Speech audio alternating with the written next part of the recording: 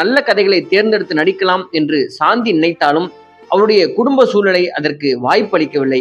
கிடைத்த வாய்ப்புகள் எல்லாம் பயன்படுத்திக் கொண்டு நடித்து வீட்டிற்கு பணம் கொடுக்க வேண்டிய சூழல் இருந்ததால் கிடைத்த எல்லா வாய்ப்புகளிலும் நடிக்க ஆரம்பித்தார்.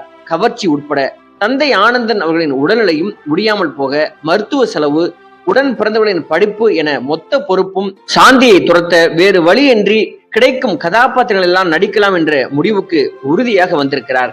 இந்த நேரத்தில் தான் தமிழ் சினிமாவில் கவர்ச்சி நடனம் ஆடுவதற்கான வாய்ப்பு இவரை தேடி வந்திருக்கிறது. ஆனால் நடனத்திற்கும் அவருக்குமான தொடர்பு வெகு தூரமாம். காரணம், சிறு வயதில் அவர் கொஞ்சம் குண்டாக இருந்ததால் நடனம் ஆடினால் மூச்சு வாங்குமாம். எனவே அது தனக்கு மிகவும் சிரமமாக இருக்கும் என்று கூறி அதற்காகவே பயந்து நடனம் கற்றுக்கொள்ளவில்லையாம்.